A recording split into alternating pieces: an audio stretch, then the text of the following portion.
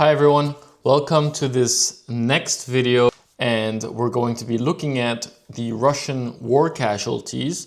So the amount of KIA and WIA, so wounded in action, and the demographic impacts of the war, including those casualties on Russia. So let's jump right in. First of all, talking about the basics, Russia is the largest country on Earth by quite a margin. It's a huge country. However, if you look at the next slide, this country is so massive, but it's very sparsely populated, and it suffers from population decline, which it is currently padding through annexations. So when we look at this graph here, I took a look at the Russian population from the end of the Soviet Union, so the end of the USSR, all the way till today. And we see at the start, it was at almost 150 million. And then we see spikes here and there where the census was adjusted. So the Russian population census was adjusted, which results in these sudden spikes in populations. So two of these spikes.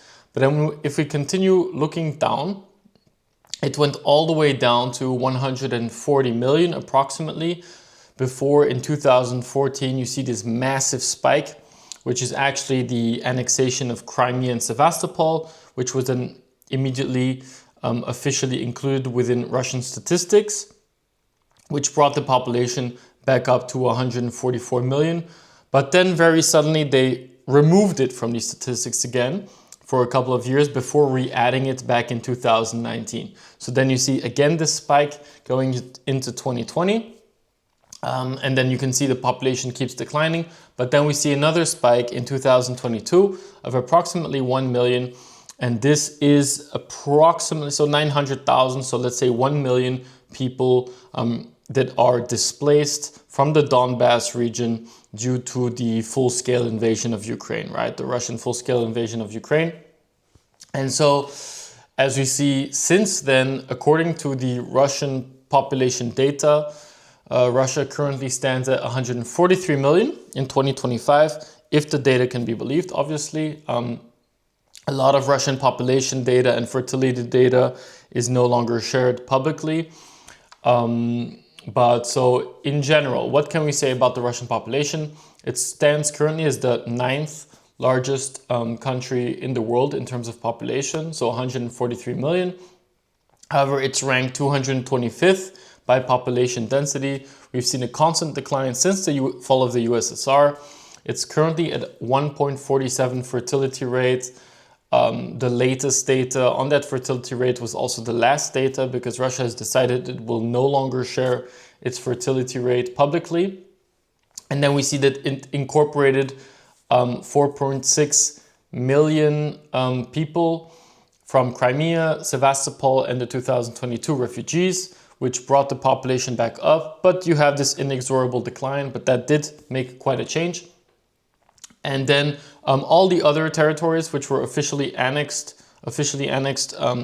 in the invasion are not included here. So only Crimea and Sevastopol and those 1 million refugees are included in the official statistics right now. So what we can say is that since the USSR, so since 1992 until today, Russia has suffered a 3% population decline, which is approximately 6 million people. And if we were to exclude Crimea, Sevastopol, and the 1 million refugees from the Donbass region, which were added to those statistics, it would be a decline of 7%, or 10.6 million. So in theory, if they had not annexed those territories, they would currently probably be at approximately 138 million population. So now we know where Russia stands with regards to population. It is one of the largest countries on Earth, not only in terms of size, but also in terms of population. Although it's been in decline, it's grown its population artificially through annexations, artificially or not artificially, I guess you can say.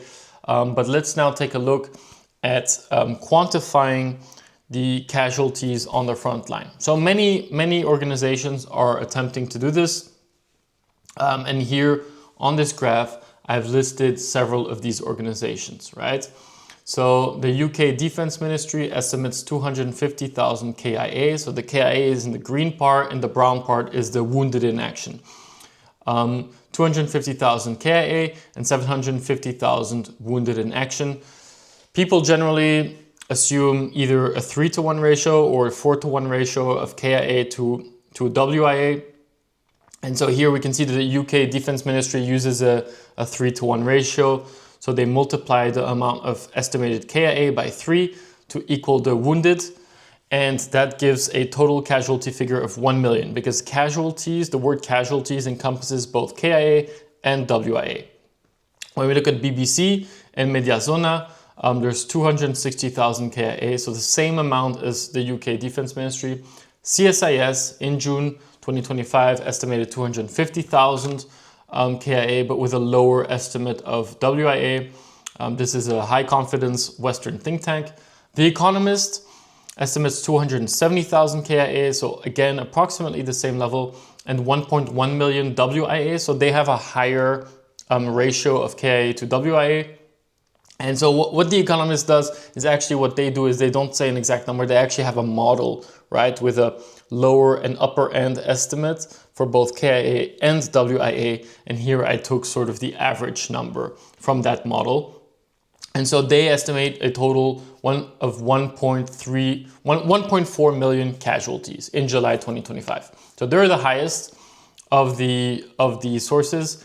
The Ukrainian military estimates 250,000 KIA and 750,000 wounded, same as the UK Defence Ministry and same as CSIS. Mediazona, which is Mediazona/BBC, this is a specific organization which looks at a minimum based on, for example, articles within the Russian newspapers, or they look at where people have actually been buried officially in various locations. So they're really looking to have concrete evidence of death in the Russian localities where the people were coming from. And they find 120,000 officially KIA. This is going to be the bare minimum, right? Because these are name confirmed deaths, and not every single person that has died on the front will be either published officially in a newspaper that they have died, or you basically won't find any sources that list their deaths. But again, this is a good number to have because it shows us the bottom possibility of how many there are KIA. And on the upper end, who knows how many could be. And then finally, I have the International Institute for Strategic Studies. I guess that's a IISS, which published in January 2025 that they believed 172,000 were KIA and approximately 600,000 wounded in action. So this is actually the oldest of the various sources which I have here. This brings the average casualties at almost 800,000. Do note that the average casualties are being pulled down here by the BBC and the Mediazona KIAs, which are far lower, right? So they're only estimating the KIAs and not included wounded. So that's pulling the average down. I expect if they would also make estimates on wounded, that the average would be approximately 1 million casualties, right? So we can say that on average, pretty much everyone, or in general, agrees that in, let's say, mid-year 2025, we have approximately 250,000 KIA. And right, because the majority of these estimates are from the summer of 2025.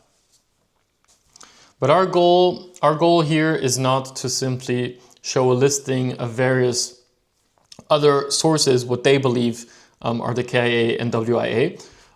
Let's try to come up with our own casualty estimates using a different methodology and a different approach. So this methodology that we're going to be using today is based on the leaked 41st Army KIA, MIA, and deserter information as a source. And based on that, we're going to extrapolate that data from the 41st Army to the rest of the Russian army, which is involved in the invasion of Ukraine. And so This is actually a pretty quick and efficient way to get a high-level estimate. It's an 80-20 approach. And the only assumption that we need to make is that the other armies that are involved in the war in Ukraine are approximately having similar casualty rates as the 41st Russian army. And so what is the 41st Russian army data? This is a leak, which was the source of which was provided. This leak was provided to the I Want to Live project. It's a Ukrainian project which has existed since the beginning of the war, and essentially they reach out and get reached out to by many people in the Russian military in order to convince them, or they have already become convinced that they do not want to continue this war for whatever reason, and therefore, for example, they arrange ways for soldiers to surrender or to, let's say, escape conscription, or apparently some Russian military officers decide to share classified information, right? And so is this 41st Army data reliable? And I would say yes, it seems likely based on what I can find. So first of all, this I Want to Live project is quite reputable. There is consistency within the Russian report. It's consistent with the way that the Russian army makes reporting. That's not my words, it's based on what I can find online. And there's corroboration. It matches other source estimates. So the data provided by the 41st Army makes it is sort of corroborated by estimates that many other experts, like the sources that I've shown previously, make with regards to casualty figures, etc. So we can say that the 31st Army leak is regarded as one of the most detailed and believable snapshots of Russian military casualties available, particularly when cross-checked with multiple external and open source assessments.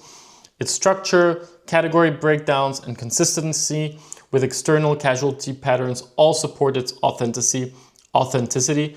While no leak can be 100% verified in war, this document is trusted as credible by most reputable analysts and war researchers. So we will take the assumption that this data is an actual factual leak and is accurate. And using this, let us try to come up with our own KIA and WIA casualty figures. So when we look at this leak, what is the most interesting information for us? First of all, it's a current leak, so it's a leak of June 1st, 2025.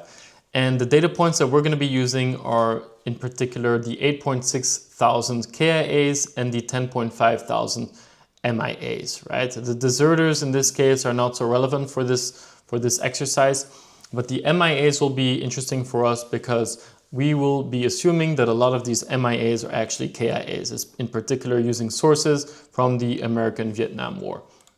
So let's jump right into it, right? First of all, the end result is that 313,000 troops are estimated to be KIA for the Russian army. How do we get to this number, right? Simply taking the 8.6 thousand dead and dividing it by the 40,000 troops assumed to be in the 41st Army is going to give us a wildly high KIA percentage of almost 22%.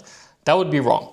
So what we're going to need to do is to convert that 40,000 into the total amount of unique soldiers that have passed through this unit throughout the war, right? And so we're going to use a 3.5 ratio. We're going to assume that every position has been filled 3.5 times. How are we doing this? Well, they've suffered extensive losses. And so looking at that data, we can assume that every position has likely been filled 3 to 4 times by unique Russian soldiers. And so with 40,000 times 3.5, we can estimate that this 41st Army has seen 140,000 unique troops, right? Because the 40,000 is on paper strength, but in reality, we're going to see a lot of churn rates and a lot of people moving in and out of positions and going back home for whatever reason. And so let's assume that this 41st Army has had a 3.5 multiplier of rotation. So 140,000 people have uniquely worked and fought within this army. Secondly, we know that there's 1 million Russian troops on the front line right now, but RUSI, ISW, and other Western media estimate that cumulatively, the same thing that happened to the 41st Army must have been happening on the Russian general army level. So we're going to have way more unique soldiers which have worked within the Russian army for the past 3.5 years. And that estimate is 2 to 3 million people. So taking the average of those estimates, we're going to estimate a multiplier of 2.5, right? It's a lower multiplier than the 41st Army because the 41st Army has suffered more casualties. So let's say, we're assuming one rotation less within the general Russian army as opposed to the 41st Army, which gives us a number of 2.5 million Russian soldiers, right? And so when we divide that 8.6 thousand KIA in the 41st Army by 140,000, which is the total number of unique soldiers which have been within the 41st Army, we come to a percentage of KIA of 6.16%, right? When we apply that 6.16% on the general Russian army, which is assumed to be 2.5 million unique individuals, that gives us a KIA rate of 154,000. Right. Then, but this is not the total number of KIA, right? We know, looking at sources from Vietnam, sources listed down below at the bottom of the slide, that there is a high conversion rate of MIA to KIA post-war, right? Because many of the people that are missing are actually somewhere in the ground due to an artillery explosion or stuck in a trench and then the earth fell over them due to an explosion. They're just missing, but they're actually dead. And so we're going to take here, based on American sources, an 85% MIA to KIA conversion rate. So when we do the same exercise from MIA, for the MIA, we reach 7.5%, which is equals to 187,000 MIAs in the general Russian army. However, we will estimate that 85% of these are likely to be dead and not actually missing, and that would give us 159,000, right?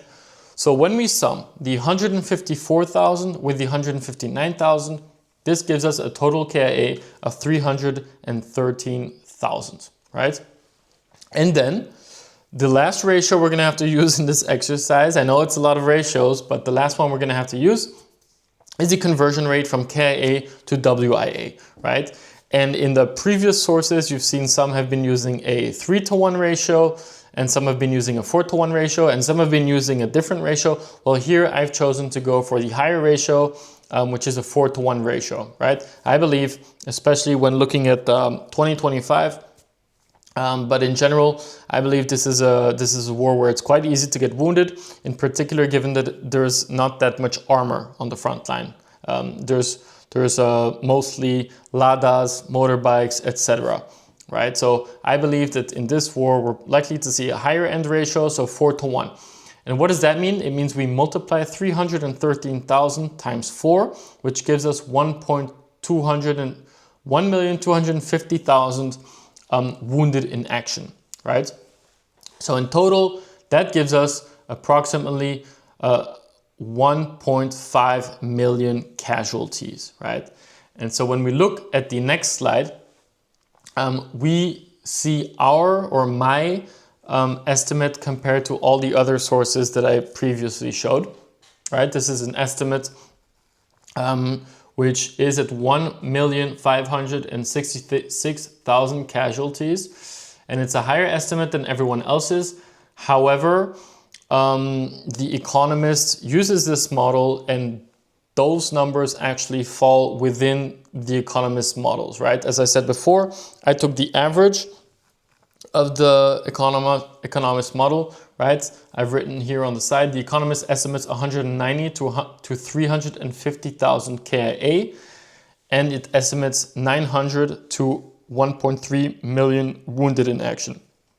So my estimate actually falls within the Economist model and is using the 41st Army data, right? So I assume it's a different way to reach those numbers than what the UK Defense Ministry or Mediazona, obviously Mediazona, since they're looking at actual newspaper published deaths, CSIS, etc.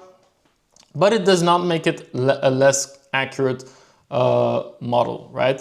The only thing that we can do here is obviously tweak the ratios, right? It might be that the 4:1 ratio is too high, or it might be that there's actually not been 3.5 rotations in the 41st Army, but 5 entire rotations, right? Which would bring the percentage down that we're applying on the 2.5 million Russian soldiers, right? Or it might be that there's been less Russian soldiers. What I did is I took what I believe to be averages for the 41st Army, or reasonable averages for rotations in the 41st Army, for rotations within the Russian Army, and from the MIA to KIA ratio, that's also something I took from American sources from Vietnam. And so it's all of these can be argued with. Every single one of these estimates can be argued with. I'm not going to say mine is better or worse, but it's an estimate and it's out there. And so that estimate is that there are 1.5 million casualties, of which more than 300,000 are KIA.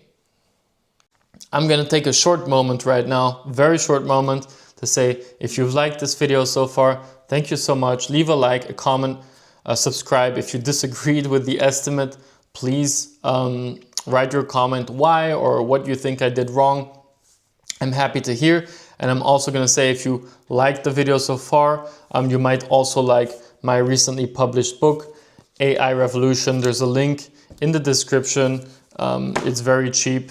And if you like these types of videos, I'm sure you'll like this type of book. It's a book that's a mix between Black Mirror and World War Z. So if you've read World War Z, the book, and if you've watched Black Mirror, the series, this is sort of a combination of those, but from an AI perspective. So let's jump right back into the demographic side of the analysis. So let's look at the demographic impact of the war on, well, Russia. And here we immediately see the beautiful Russian demographic pyramid.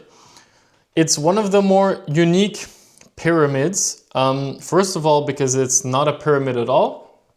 And the most notable thing about the Russian population pyramid is actually the World War II, the echoes of World War II.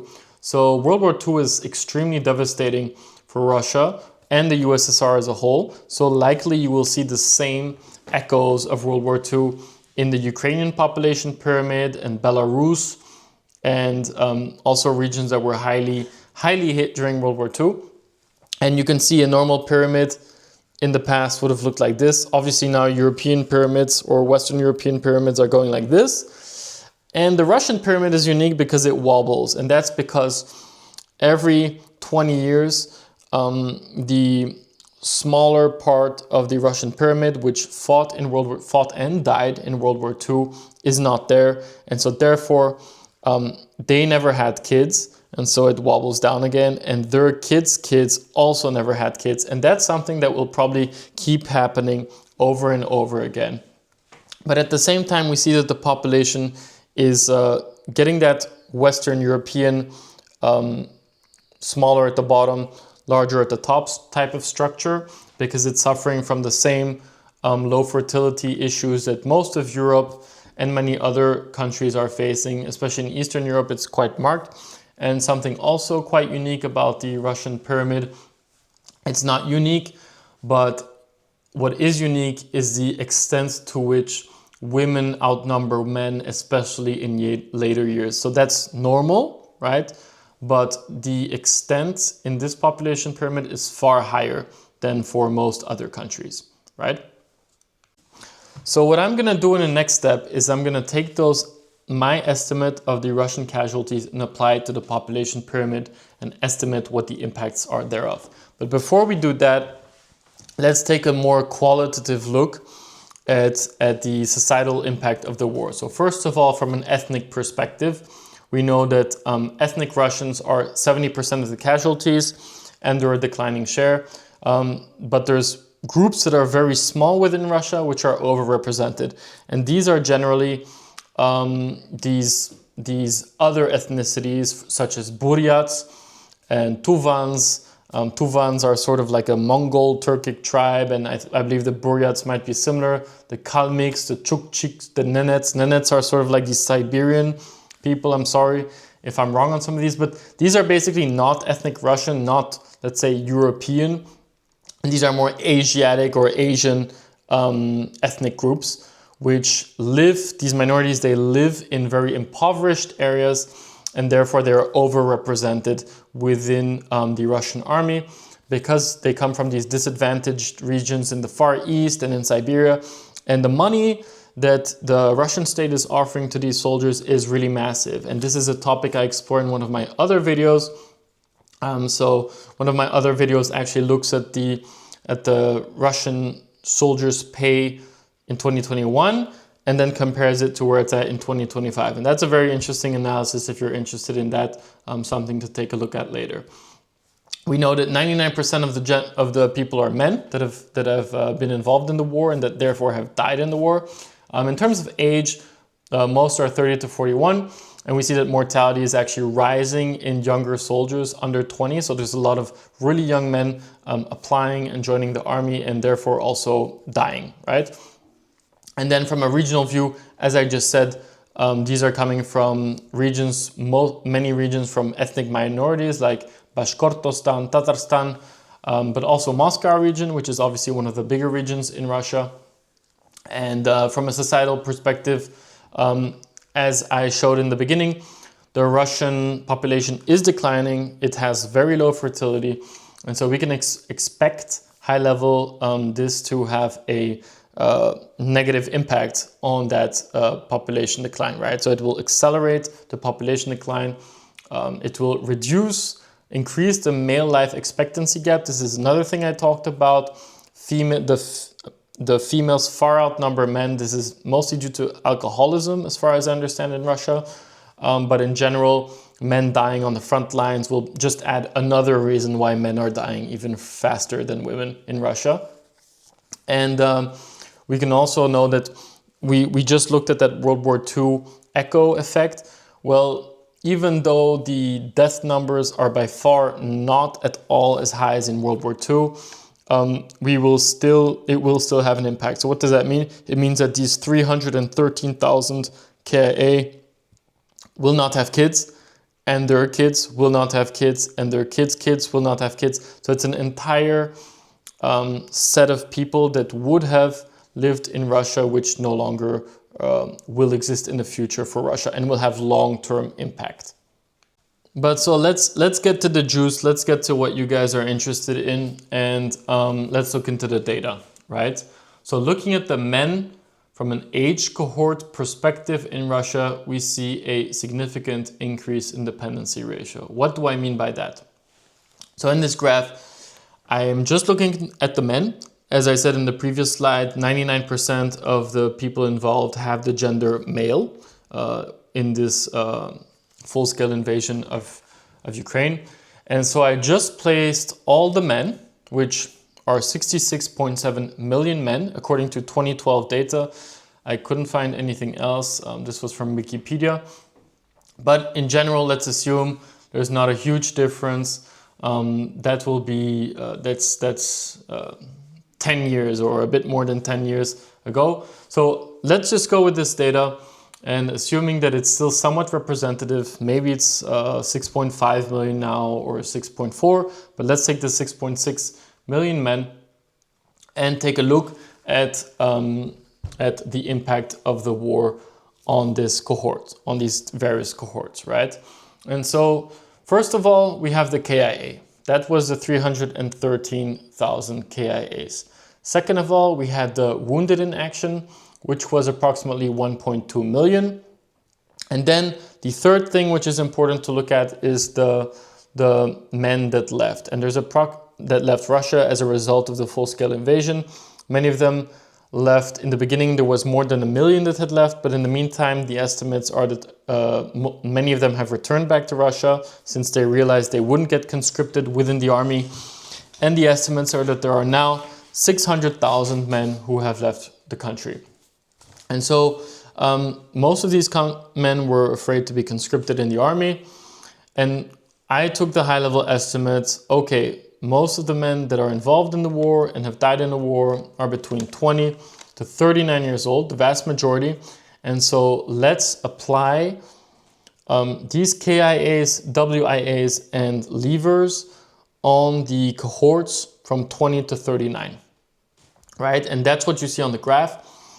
In the red box, fighting age, that's what I assume is the fighting age, the majority of the fighting age for Russia. And we're applying there those little chunks that are actually not able to, or that died now in Ukraine, or got wounded in Ukraine, or simply left the country. They're not in Russia anymore, essentially, or not productive anymore in Russia. And so when we look on the right side of the graph, we see that for each age category, in the first age categories, we can see that approximately 1%, 1 to 2% of those cohorts are killed in action. So it means 1 to 2 people for each 100 people have died during the war. So let's say you're at going to school, then your year has 100 people, or let's say it has 200 people your year in your school. That means that in that year, you would know 2 to 4 people who have died as a result of the war. It's probably more extreme than that, because likely regions that are very poor, the percentage is very much higher than that. So you would know far more people who have died in the war than 2 to 4 people. Maybe it's 10 people who have died in the war. Whereas in richer regions like St. Petersburg or Moscow, you might not even know a single person who has died in the war, right? And then when we look at wounded in action, that percentage is 4 to 7%. So there, the likelihood that you know someone who has actually been wounded in the war really creeps up quite significantly. And right, so that shows that the impacted in general are 5 to 9%, or more than 9% even. So 5 to almost 10% of the people within those cohorts, age 20 to 39, 5 to 10% of those people are either KIA or wounded in action, right?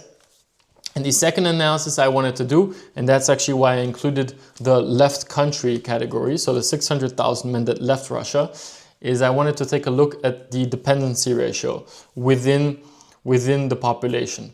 And so I made a big orange box called the working age population, which I know it starts at 15, but there's the ages of 18 and 19 there. So let's just take it 15 all the way to 64, right? That's what I'm just going to assume is the working age, or the productive cohorts, age cohorts within Russia. And so we see that pre-war, we had a productive cohort of almost 49 million within that category.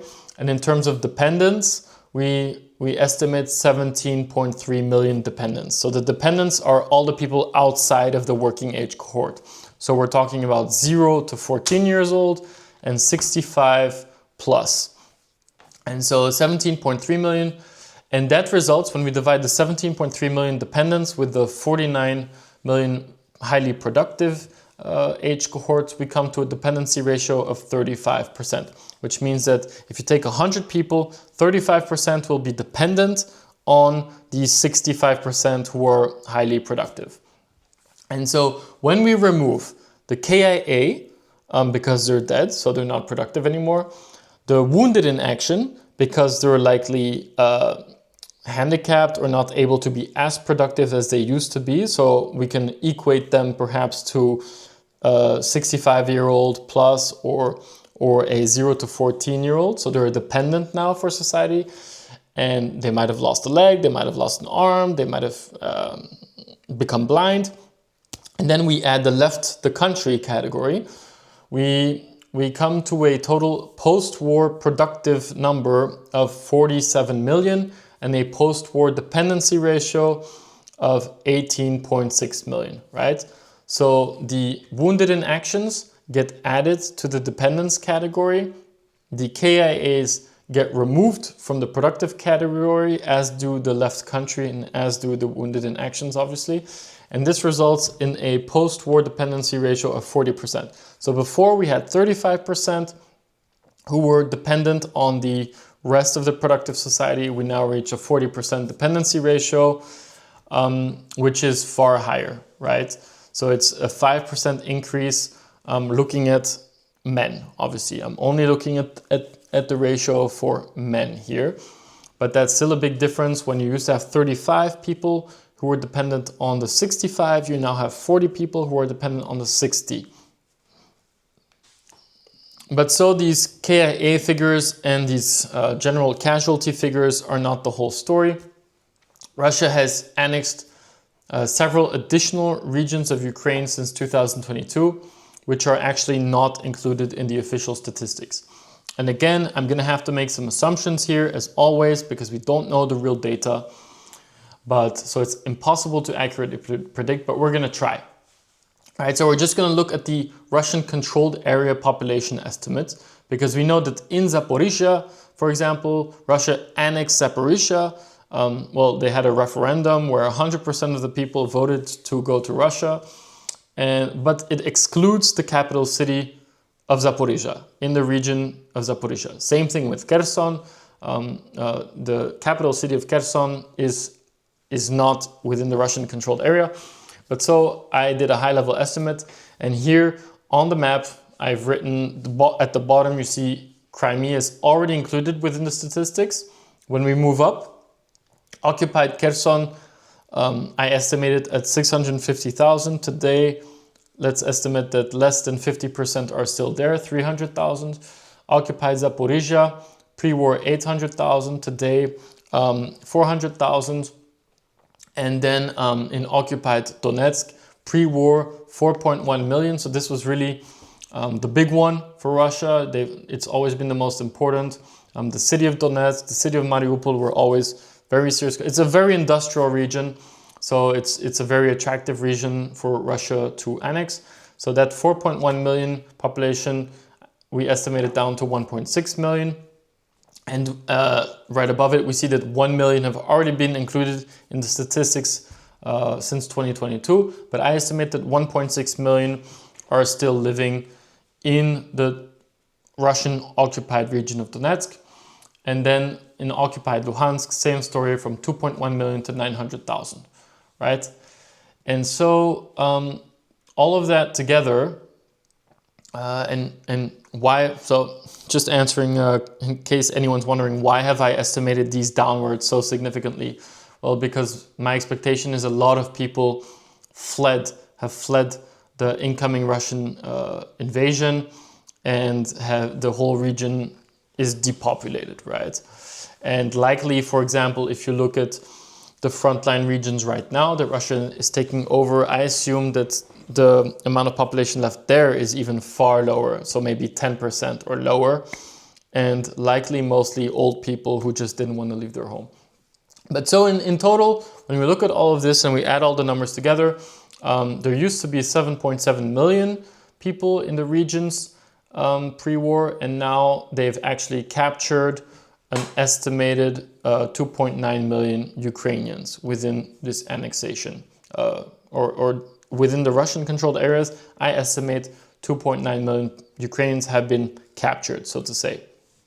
And so let's take a look at the total impact of all of these annexations in the next graph. And so we can say that pre-2014, if they had never annexed Crimea or added Sevastopol, etc., the Russian core was or would have been at 138 million, right? And then when we look and we add Crimea, Sevastopol, the 2022 Donbass refugee figures of approximately 1 million that they added in 2022, Kherson, Zaporozhia, Donetsk, Luhansk, we will add approximately 6.8 million people to the Russian population through annexations, through various annexations.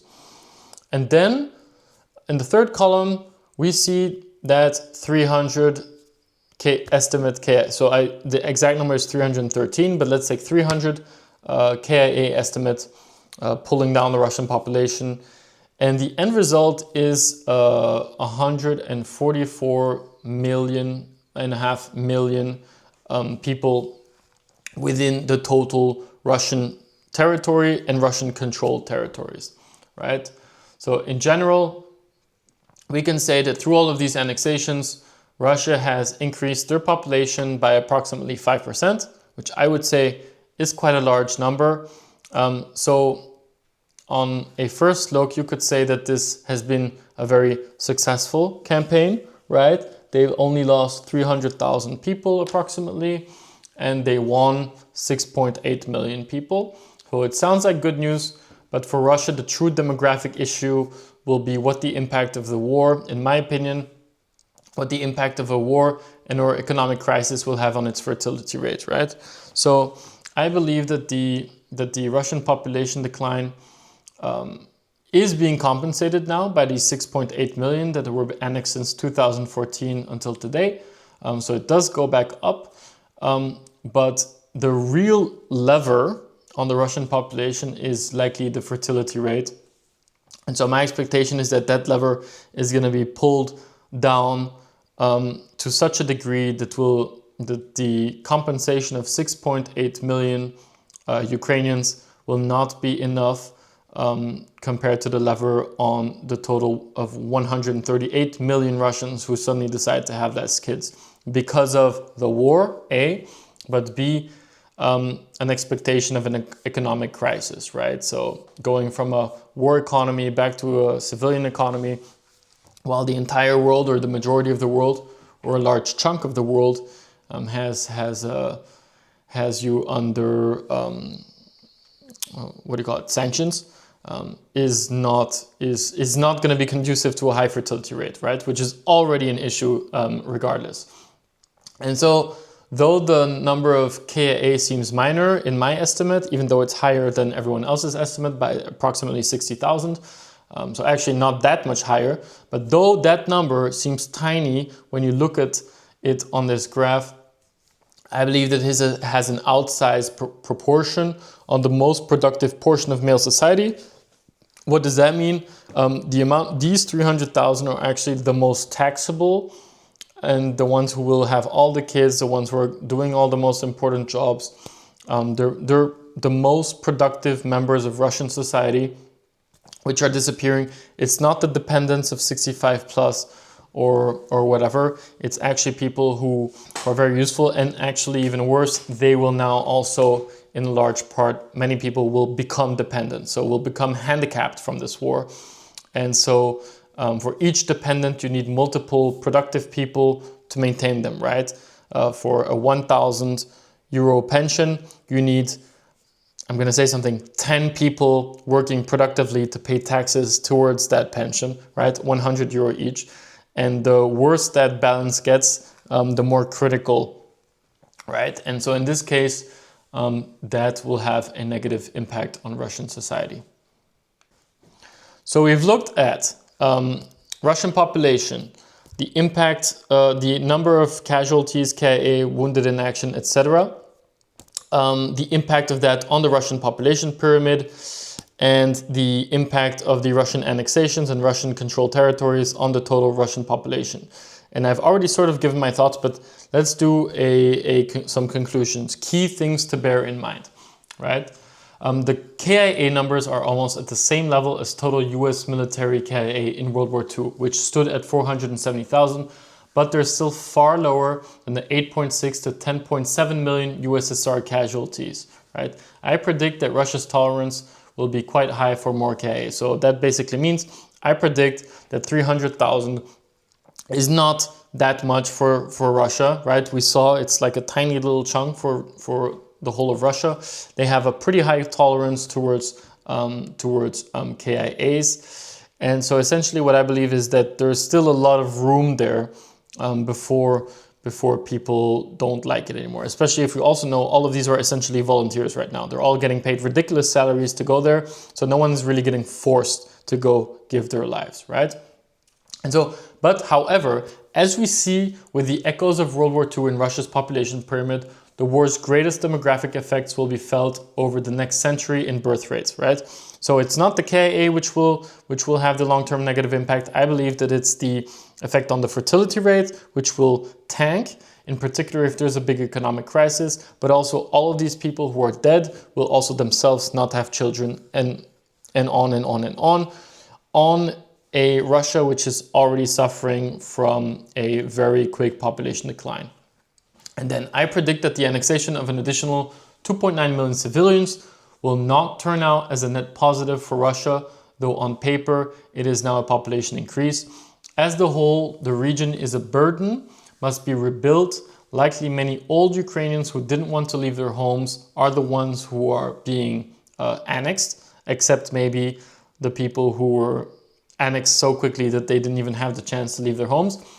But more importantly, tied to massive economic repercussions from trade sanctions and the loss of international influence, right? So right now on paper, it looks, hey, they won, they gained a lot more civilians, they only lost 300,000 people.